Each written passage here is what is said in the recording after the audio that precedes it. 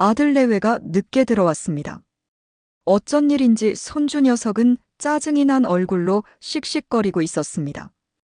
공휴일이라 놀이공원에 놀러 갔다가 돌아온 것입니다. 재밌게 놀다 왔니? 손주는 뾰로통하니 대답이 없었습니다. 단단히 삐친 모양입니다. 민우는 왜 저렇게 삐졌냐? 아이스크림을 자꾸 먹으려고 해서 안 된다고 했더니 저렇게 심통을 내고 그러잖아요. 김 씨는 손주에게 다가가 장난감을 건네주었습니다. 찬 거 너무 많이 먹으면 설사하고 배 아플까봐 아빠가 그런 거지. 할머니는 모르면서 날씨가 더운데 나는 한 개밖에 안 먹었어. 김 씨는 그런 손주를 달래줬습니다. 손주 녀석은 얼굴을 찌푸리고 괜히 심술을 부렸습니다. 며느리는 그런 자식을 나 몰라라 내놓고 소파에 드러누워 휴대폰만 들여다보고 있었습니다. 김 씨는 아들에게 민우를 잘 달래보라고 했습니다. 준혁아, 네 아들이 심기가 몹시 불편한가 본데 나가서 아이스크림 하나 사다 주지. 아니에요. 저놈의 성질을 고쳐놔야 합니다. 오냐오냐 받아주니까 더 그래요. 그 말을 듣고 손주 녀석은 더 심통이 나서 김 씨한테만 시비를 걸고 있었습니다. 김 씨는 그런 손주를 가만히 안아주면서 등을 토닥여줬습니다. 그러자 갑자기 손주놈이 김 씨의 뺨을 2대 세게 때렸습니다. 깜짝 놀란 김 씨가 뒤로 주저앉았습니다. 너무 놀란 나머지 김 씨는 손주놈에게 야단을 쳤습니다. 손주의 손목을 잡고 잘못했다고 용서를 빌라고 했습니다. 그랬더니 손주놈이 이번에 발길질을 해대는 것이었습니다. 이놈이 못된 짓만 배웠다고 엉덩이를 살짝 때려주는 척했습니다. 그의 손주놈이 목을 놓아 울어버리는 것이었습니다. 그냥 우는 게 아니라 악을 쓰며 울어댔습니다. 그러자 그때까지 가만히 있던 며느리가 벌떡 일어서더니 김 씨에게 달려들어 다짜고짜 2 손으로 김 씨의 몸을 강하게 밀었습니다. 그 힘에 김 씨는 뒤로 넘어지면서 엉덩방아를 찧어 고관절 부위에 충격을 받은 듯 순간적으로 일어서질 못했습니다. 아니, 어머니, 지금 뭐 하시는 거예요? 어린애를 때리다니 그게 말이 되는 짓이에요? 김 씨는 순간적으로 아무 말도 못했습니다. 할머니가 어떻게 손주를 때릴 수가 있어요? 정신이 어떻게 된 거 아니에요? 김 씨는 주저앉아 움직일 수가 없었습니다. 통증이 밀려왔습니다. 그때 아들이 나왔습니다. 김 씨는 아들이 자신을 부축해주는 줄 알았습니다. 그런데 아들은 속 상해하는 자기 아내 비위 맞추기에 급급했습니다. 어느 누구도 김 씨를 일으켜주지 않아 혼자 힘으로 몇 번의 시도 끝에 간신히 일어섰습니다. 그 모습을 본 며느리가 또 한마디 퍼부었습니다. 어머니, 다음부터 우리 민우한테 손 떼지 마세요. 생각할수록 짜증나요. 김 씨는 참고 참다가 며느리의 짓이 너무 황당해 한마디 했습니다.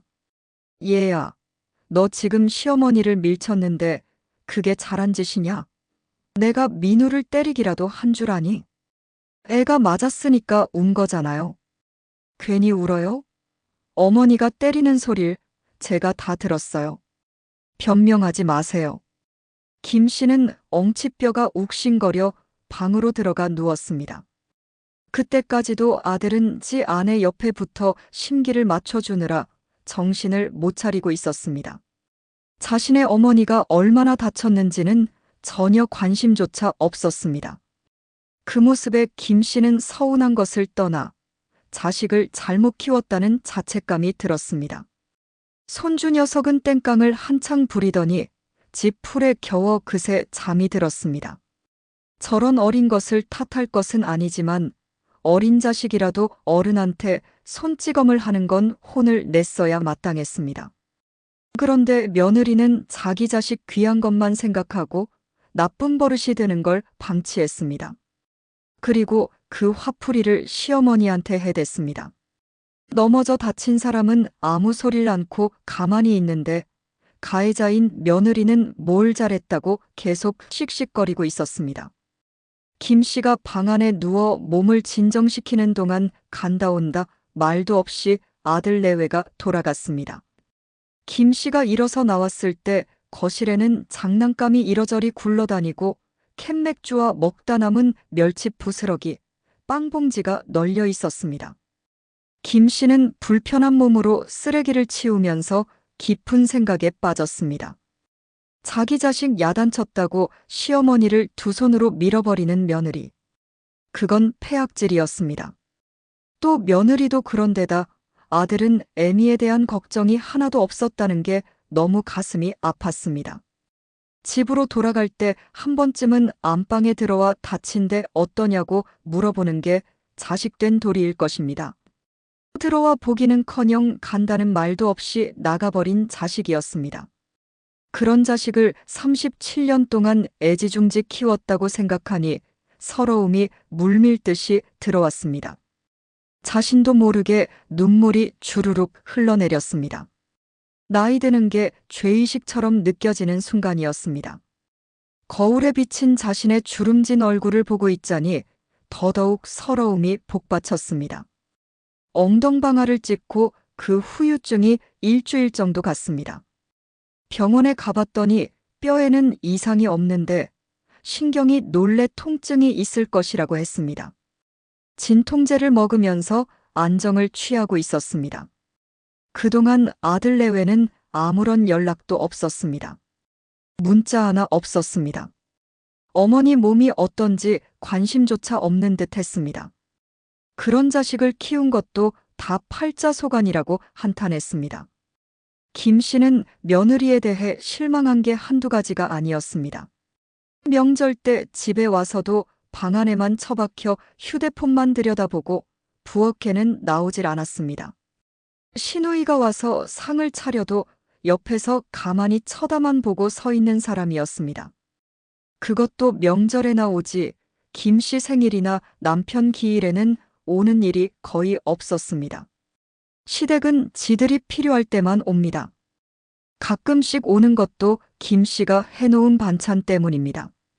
한 번씩 왔다가 가면 냉장고가 텅텅 비워집니다. 반찬이란 반찬은 모조리 걷어가 버립니다. 시어머니 눈치는 전혀 보지 않습니다. 며느리는 인류대학을 나왔다는 자긍심 때문인지 시어머니를 고리타분하고 구태스럽다고 합니다. 그런데 며느리를 지금까지 봐온 김 씨 생각에는 며느리가 정말 인류대학을 나왔는지 의문이 들기도 했습니다. 왜냐하면 가끔씩 하는 짓을 보면 너무 몰상식했기 때문이었습니다. 그런 일들이 하나 둘이 아니었습니다. 하다못해 손주의 초등학교 문제도 헷갈려 하는 것을 봤습니다. 믿음이 가질 않았습니다. 모든 말로만 했지 실제로 하는 것은 거의 보질 못했습니다. 어쨌든 김 씨는 자신을 밀친 며느리와 그것을 두둔한 아들이 몹시 괘씸했습니다. 아무리 자식이 귀하다 해도 어떻게 시어머니를 밀어 넘어뜨릴 수가 있는 건지 아무리 좋게 받아넘기려 해도 이해가 안 되었습니다. 김 씨는 일주일 동안 통증을 겪으면서 많은 생각을 하게 되었습니다. 그동안 많은 무시와 홀대를 당하면서도 아들의 행복을 바라는 마음에서 견뎌왔습니다. 어렵게 세운 가정을 잘 이끌어가도록 물심양면으로 아들을 도와주고 있었습니다. 그럼에도 불구하고 아들과 며느리의 태도는 특히 며느리는 갈수록 시어머니를 무슨 벌레 보듯 취급하거나 못 본 듯이 행동했습니다. 그 어떤 시련이 닥쳐도 아들의 행복만을 바라며 모든 것을 감내해 왔습니다.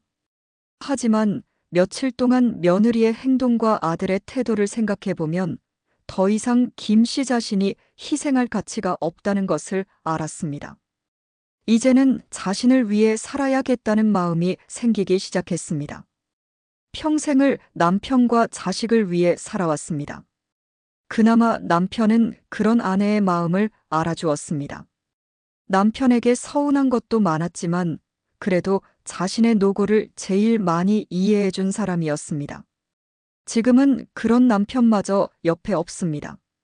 몸과 마음을 의탁할 곳은 이제 자식뿐인데 딸은 먼 나라에 이민가 있고 아들 하나 옆에 있으나 사실 있느나 마나 한 자식이었습니다.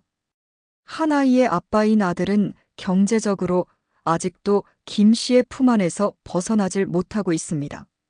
물론 그렇게 된 데에는 김 씨 자신의 잘못도 없지 않아 있었습니다. 자식이 독립해서 홀로 서도록 냉정하게 내쳤어야 했습니다. 그러나 여린 성격의 아들을 막상 결혼시켜 놓고 보니 아직도 물가에 내놓은 애 같은 느낌이었습니다.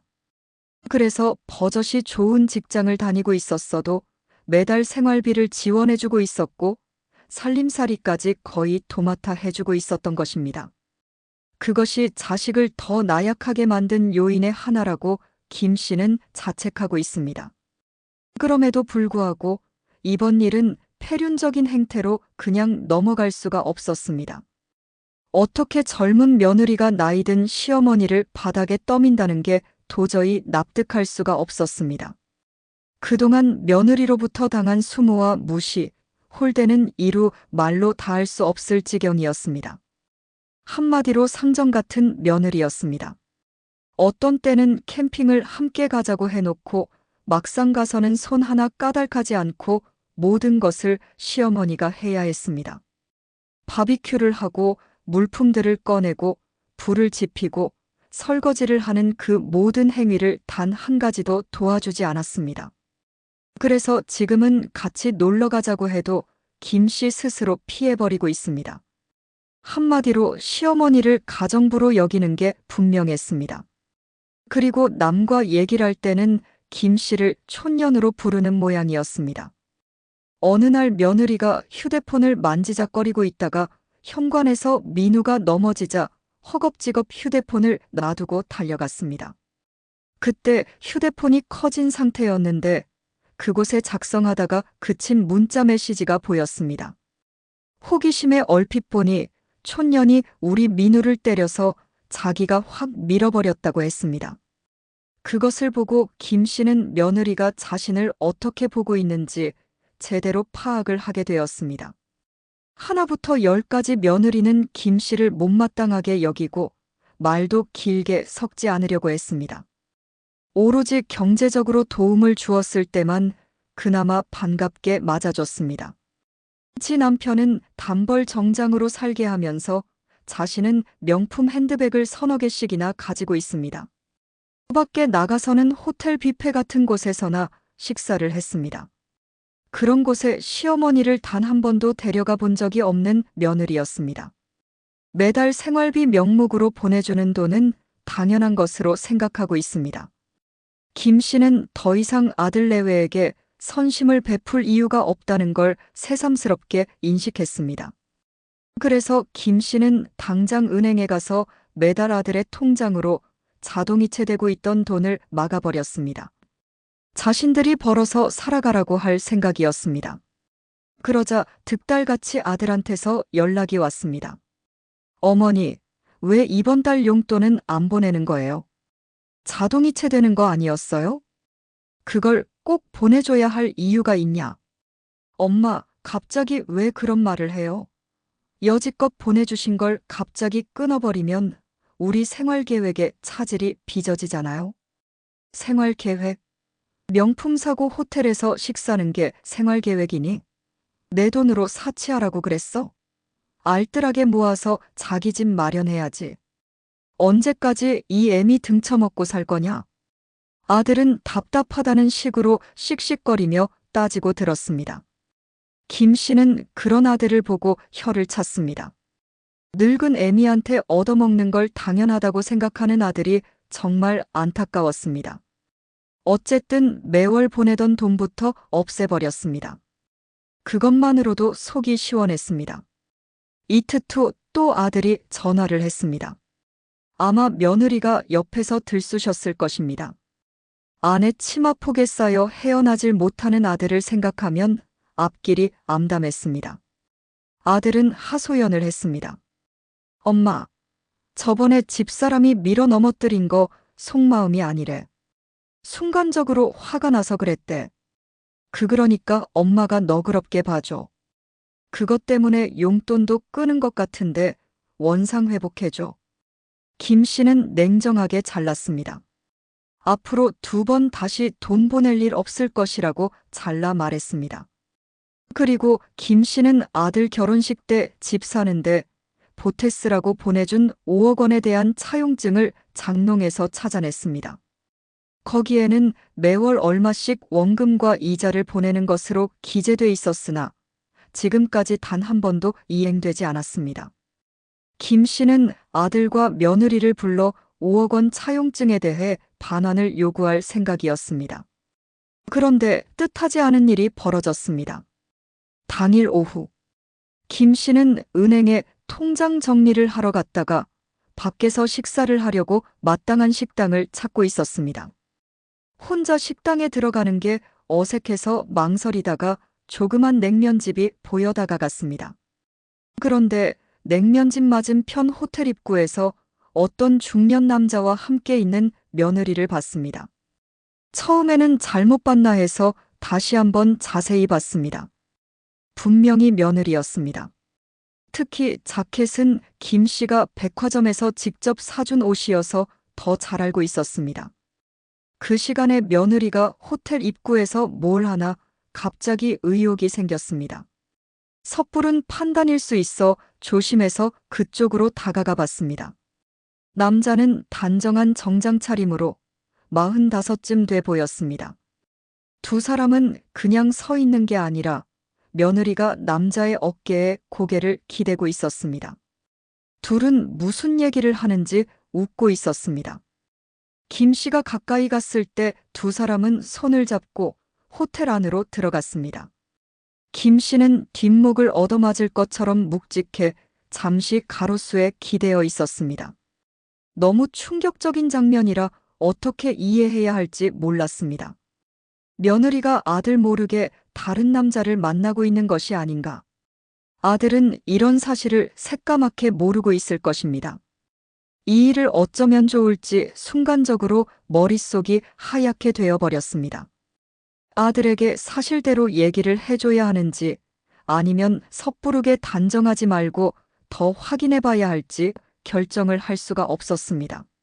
며느리가 지금 불륜을 저지르고 있다면 그것은 가정 파탄을 예상할 수밖에 없는 일 아닌가. 김 씨는 서둘러 호텔 안으로 들어가 봤습니다. 혹시 커피숍에 있을지도 모르지 않는가? 아니면 다른 식당에 식사하러 온 것일 수도 있겠고, 그런데 두 사람의 다정한 모습은 누가 봐도 분명히 연인 사이였습니다. 아들에게 전화를 해봤습니다. 엄마, 웬일이에요? 수진이 지금 어디 있냐? 왜요? 집에 있겠죠? 오늘 어디 간다는 말 없었으니 집에 있을 거예요. 아니다.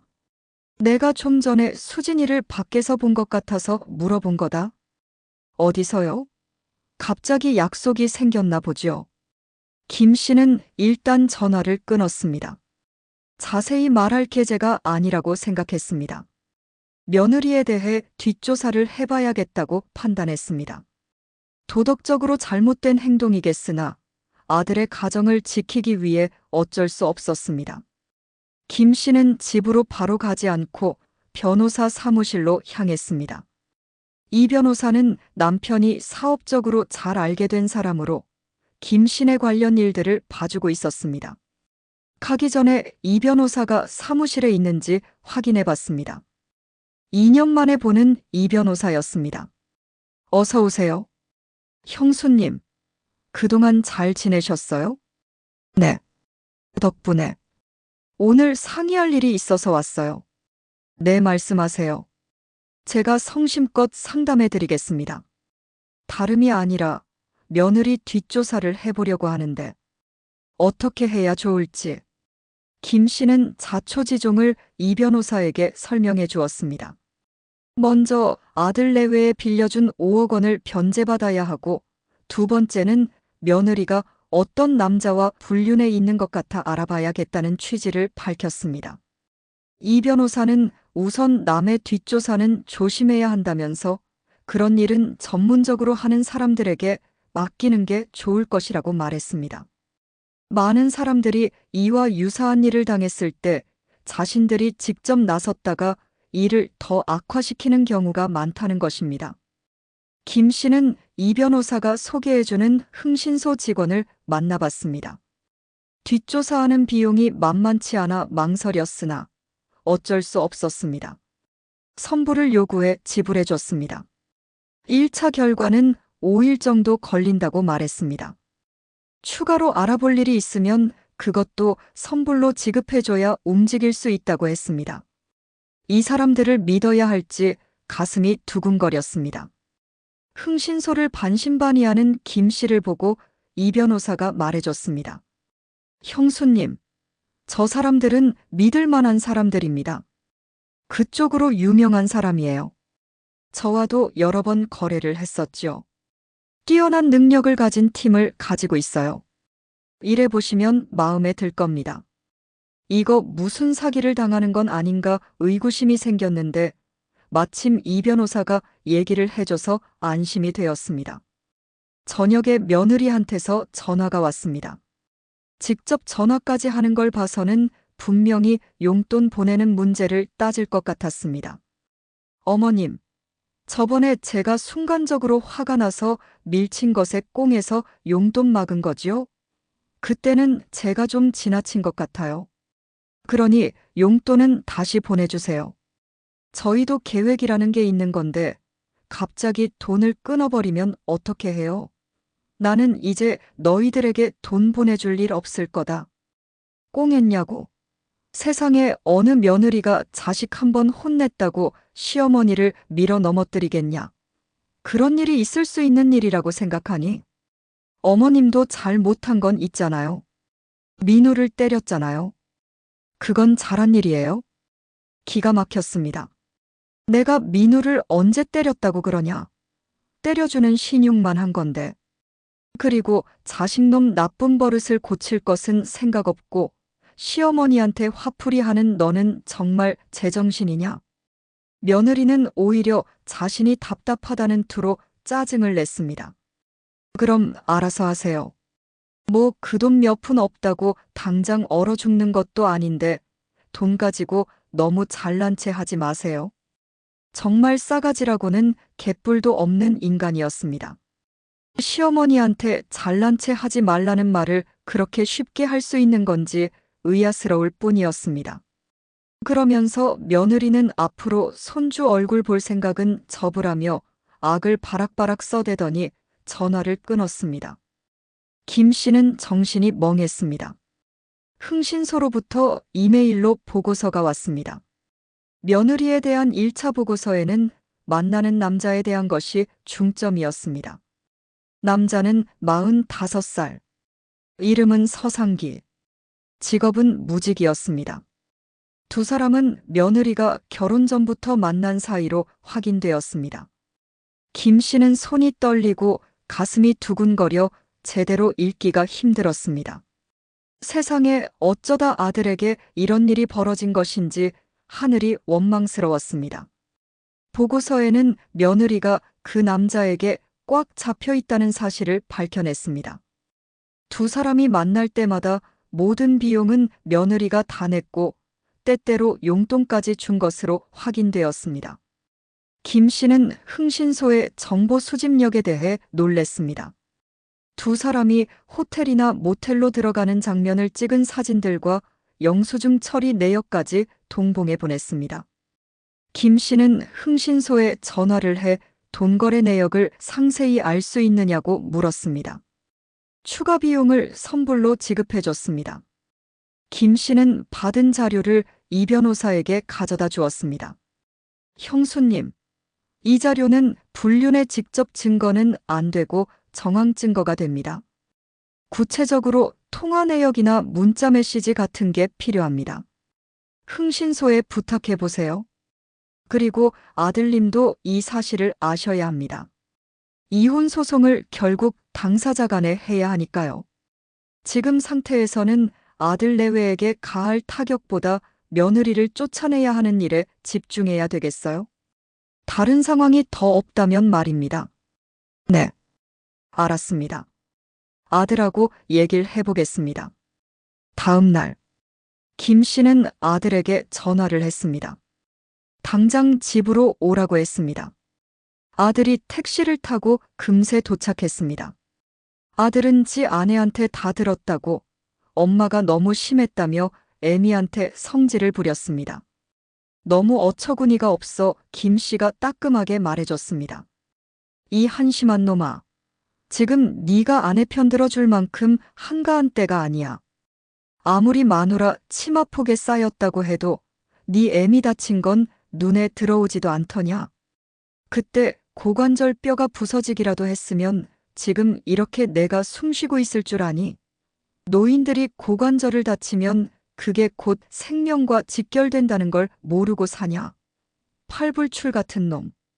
걱정이야 됐죠. 그런데 수진이 속상해하는 것 때문에 찾아뵙질 못했던 거세요?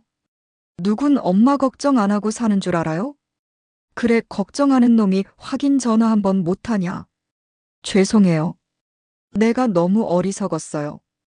지금 그딴 소리나 할 때가 아니다.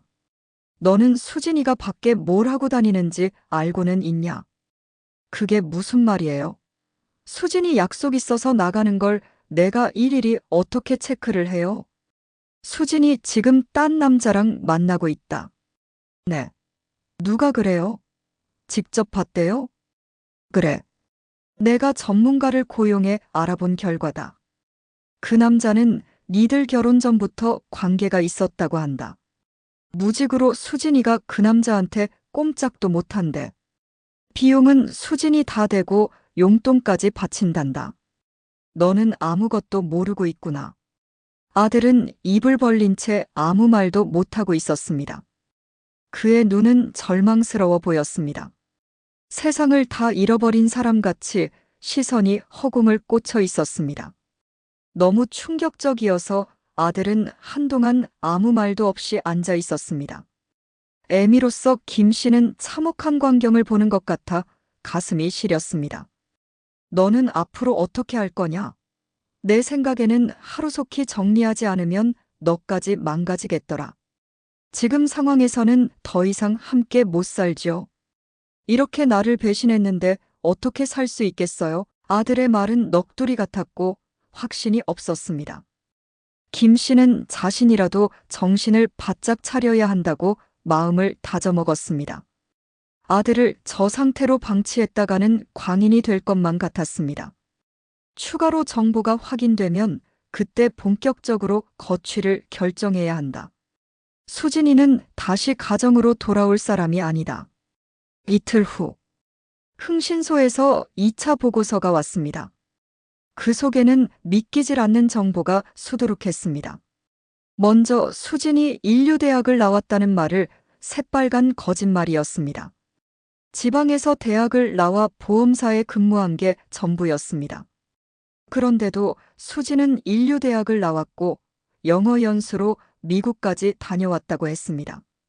그리고 그동안 김 씨가 보내준 생활비는 모두 수진이 다 사용했으며 그 중에는 친정집 아버지한테 외제 승용차까지 사준 것으로 확인되었습니다.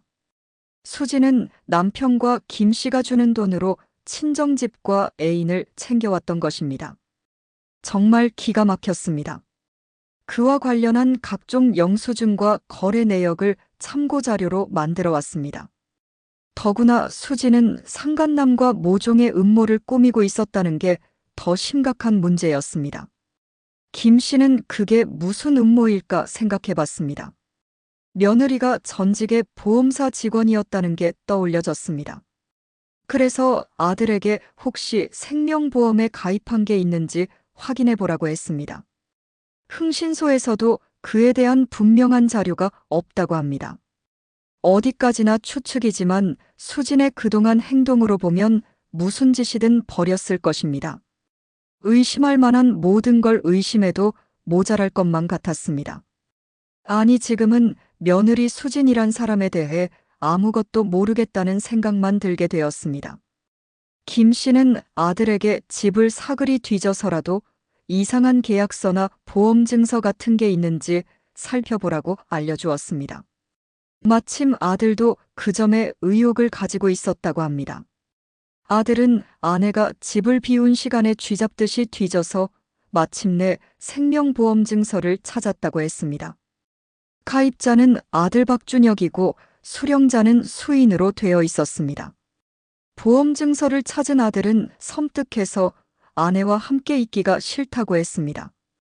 그것도 모르고 수지는 늦게 들어와 엄한 생떼를 쓰는 것이었습니다. 당신, 우리 쓸 돈이 바닥난 거 알아? 어머님이 끊어버려서 더 그래. 어떻게 해봐? 그동안 내가 준 통장을 한번 보자. 도대체 이해가 안 간다.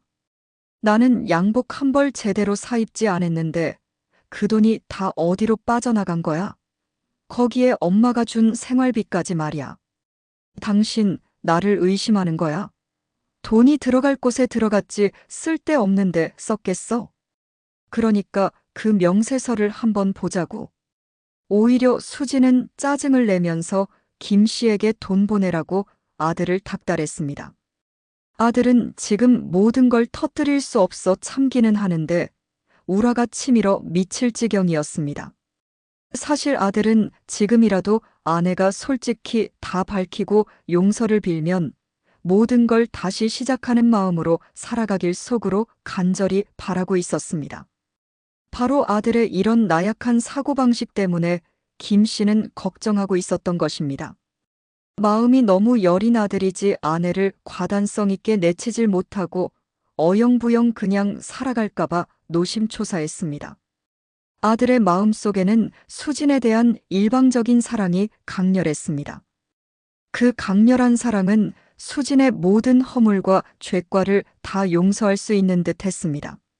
하지만 김 씨는 절대 그렇게 놔두지 않을 것이라고 장담했습니다.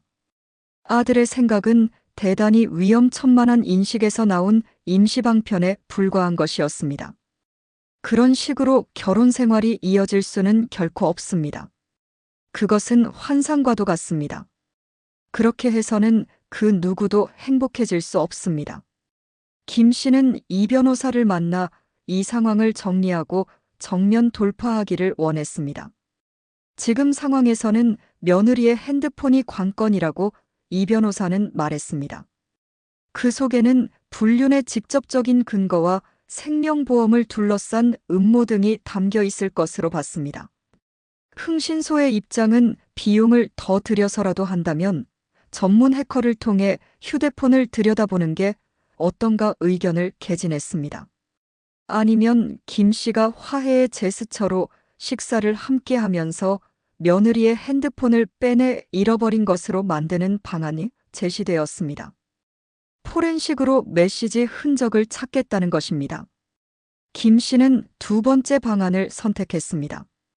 본인의 손으로 확실하게 하고 싶었습니다. 아들의 생명과 앞날을 위해 그까짓 거짓말하는 거야 아무것도 아니었습니다. 김 씨는 사전에 아들에게 계획을 말해줬습니다. 그러자 아들이 갑자기 인간적인 모드로 돌변하더니 그런 식으로까지 해서 아내를 불구덩이로 밀어넣고 싶지 않다는 것이었습니다. 하도 기가 막힌 김 씨는 아들의 어리석은 생각을 질타했습니다. 그것을 안 하면 너와 민우가 불구덩 속으로 빠지게 될 거다. 너는 대충 얼버무려서 사태를 미봉하고 마치 서로 용서와 화해로 해피엔딩을 바라는 거겠지만 그것은 영화에서나 가능한 일이다. 너는 이 애미보다 더 많이 배운 놈이 생각이 그것밖에 안 되냐. 실망이 크다. 아들도 결국은 동참하기로 했습니다. 다음 날 김 씨 집으로 아들 내외와 손주가 찾아왔습니다. 며느리는 그때까지도 뾰로통해 있었습니다. 다소 겸연쩍은 표정으로 서로 얼굴을 대하게 되었습니다. 그동안 서로 감정이 격해져서 가족이란 울타리를 뛰어넘은 것 같구나. 다 내가 부덕해서 저질러진 일이라고 생각한다. 그러니 그만 화해하자. 어머님, 그럼 생활비를 계속 주시는 거죠?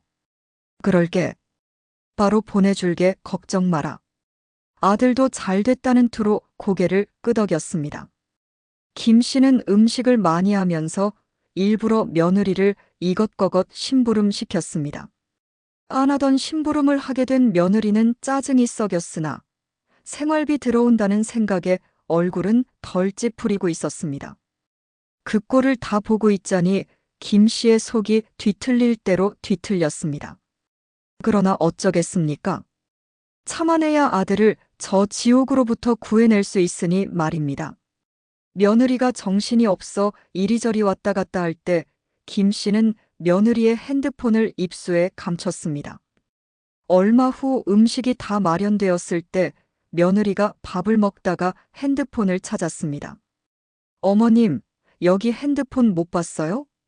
바로 여기에 놓은 것 같았는데. 모르겠구나. 나는 음식하느라 정신이 없었는데 어떻게 알겠니? 당신은 내 핸드폰 만지지 않았어? 어디 찾아봐 좀. 내 핸드폰에 중요한 거 다 들었는데. 양미간을 찌푸리며 며느리는 핸드폰을 찾는데 혈안이 되었습니다. 아들도 전혀 모른다는 신용을 해가면 감쪽같이 속였습니다. 가족 모두 밥 생각은 없고 휴대폰 찾는 데만 집중했습니다. 일부러 숨긴 핸드폰이 나올 리가 없지요. 깊숙이 숨겨둔 핸드폰을 1시간째 찾다가 지친 며느리는 분실 신고를 했습니다. 며느리는 그날 자기 성질을 못 이겨 집에 돌아가 머리를 싸매고 누웠다고 했습니다. 김 씨는 핸드폰을 흥신소 직원에게 주어 포렌식을 할 수 있도록 했습니다. 결과는 다음 날 나왔습니다. 며느리는 김 씨가 생각한 것보다 훨씬 더 많은 금액을 개인 용도로 지출 사용해 왔습니다. 먼저 내연남에게 지금까지 최소 3천만 원이 들어갔습니다. 그리고 친정집 식구들에게, 아버지에게 외제 승용차 이외에 남동생한테 오토바이 구입 비용으로 2천여만 원이, 친정 어머니에게는 해외여행비 등으로 4천만 원이 들어갔습니다. 그 외에 며느리가 명품 핸드백 값으로 6천여만 원이, 그 외 식사 접대비 명목으로 3천여만 원이 사용되었습니다. 그것은 흥신소에서 빼낸 자료와 며느리 핸드폰에서 빼낸 자료를 포함한 것이었습니다. 더 중요한 것은 바로 생명보험에 관한 며느리와 상간자와의 대화였습니다. 너네 남편은 이 사실을 모르고 있지? 금액이 얼마인지도? 당연하죠. 남편은 자기 일만 아는 사람이야. 관심이 없어. 그러면 어떤 식으로 실행할 것인지 잘 생각해야지. 막연히 기다리는 건 어리석지. 청산가리에서 추출한 비상약인데 그것에 수면제 성분을 합치면 은근히 효과가 나타난다고 하거든요. 그건 오래 걸리잖아. 빨리빨리 해치워야 목돈 만지는 기분을 느끼지. 교통사고가 가장 적합한데 겨울에 빙판에서 안전벨트 빼놓고 한 바퀴 돌아버리지 뭐. 그거 좋겠다. 단판에 끝낼 수도 있겠고. 하여튼 빨리 해봐. 우리도 언제까지 이렇게 숨어서 만날 수는 없잖아. 알았어요. 남편은 나한테 푹 빠져서 헤어나질 못한다니까. 안심해도 돼요. 그 외에 여러 메시지에서 그 둘의 대화는 계속되었는데 구체적인 실행 방안과 그에 대한 의지를 밝혔기 때문에 증거자료로 충분할 것 같았습니다. 이 변호사는 자료들을 규합해 몇 개의 파일로 구분을 해뒀습니다. 경찰에 고소하고 며느리 친정에는 반환 소송을 통해 지금까지 흘러들어간 자금을 받아내기로 했습니다. 김 씨는 아들과 단둘이 만났습니다. 이제 결정할 때가 왔다. 네 아내는 도저히 용서받을 수 없는 짓을 저질렀다. 네. 아내가 그런 여자인 줄 정말 몰랐어요. 엄마한테 그동안 못할 짓을 했어요. 지난 일은 접어두고 앞으로 네 인생을 잘 생각해라. 세월은 금세 간다. 이 변호사님한테 수진이를 고소할 것이다. 민사소송건도 각자에 대해 실행할 거야. 그러니 너도 마음 강하게 먹어야 한다. 민우를 생각해서라도. 행여 노파심에 말하는데 수진이는 이미 너로부터 마음이 떠난 사람이야. 그걸 인정해야 해. 수지는 인간도 아니야. 엄마한테 여러모로 죄송해요. 효도는커녕 불효만 끼쳤어요. 그리고 세상 물정에 너무 몰랐어요. 이제야 조금 알 것 같아요. 아들의 기가 죽은 모습을 바라보는 김 씨는 참담했습니다. 아들이 며느리를 얼마나 사랑했는지는 잘 알고 있었기 때문에 더욱 가슴 아팠습니다. 김 씨는 일단 며느리 친정집에 전화를 했습니다. 안사돈에게 긴히 말씀드릴 게 있다고 아들 집으로 오시라 했습니다. 무슨 일인데 오라가라 하느냐고 묻기에 대단히 긴급한 일이라고 말했습니다. 안사돈은 어리둥절하며 뭔 일이지 궁금하다고 했지만 김 씨는 단호하게 말했습니다. 오시지 않으면 그동안 그 집에서 사용한 모든 비용에 대해 손해배상 청구를 할 것이라고 알려줬습니다. 갑작스런 만남에 겁을 집어먹은 사돈들은 자신들에게 어떤 피해라도 생길까 전전긍긍했습니다. 그러나 그동안 김 씨를 가지고 촌사람으로 놀려먹던 사돈들에게 찬물을 끼얹어 줄 생각이었습니다. 다음 날, 아들 집에 온 사돈들은 거의 울상이 돼 있었습니다. 김 씨의 말투에서 뭔가 위험 신호를 느꼈기 때문이었습니다. 며느리는 무슨 일이냐고 김 씨에게 따져 물었습니다. 아니, 어머님이 이 집 주인이나 되세요? 왜 엄마 아빠까지 오라가라 하시는 거예요? 우리 부모님이 그렇게 만만하세요? 사전에 상의를 해야지. 이건 완전히 강압적이잖아요. 상의를 해. 그래서 너는 상의를 하고 내 아들과 내가 준 생활비를 네 친정집에 다 갖다 바쳤니? 그게 무슨 말이에요? 내가 뭔 돈을 가져다 줘요? 김 씨가 복사한 근거 자료를 탁자 위에 던졌습니다. 그걸 본 며느리의 얼굴이 어두워졌습니다. 그리고 사돈들은 딸이 아무리 돈을 준다 해도 정도껏 받았어야지 외제차까지 그게 정당한 부모로서 할 짓입니까? 사위는 단벌로 직장을 다니는데 저희야 딸애가 주니까 여유가 있어서 주는가 보다 그렇게 생각했죠. 여유요? 사위 사는 걸 보고도 그런 소리를 할 수 있단 말이에요? 뻔뻔했다고 말하세요. 안사돈이 나섰습니다. 말을 막 하시는 거 아닙니까? 뻔뻔하다니요? 막 한다고요? 그동안 나를 두고 얼마나 비꼬고 놀려댔는지 벌써 잊었나요? 그동안 참은 건 아들의 행복을 위해서지 입이 없어서 가만히 있었던 게 아닙니다. 김 씨가 며느리의 얼굴을 쳐다보면서 말을 했습니다. 너는 네 남편을 놔두고 결혼 전부터 사귄 남자하고 불륜을 저질렀더구나. 그때 며느리의 얼굴은 시뻘겋게 달아올랐습니다. 그게 무슨... 잡아떼지 마. 다 알고 있으니까. 그러면서 김 씨는 사진과 메시지 사본을 제시했습니다. 그것을 받아든 며느리의 손이 바르르 떨렸습니다. 그의 사돈들도 그것을 집어들더니 입을 다물지 못했습니다.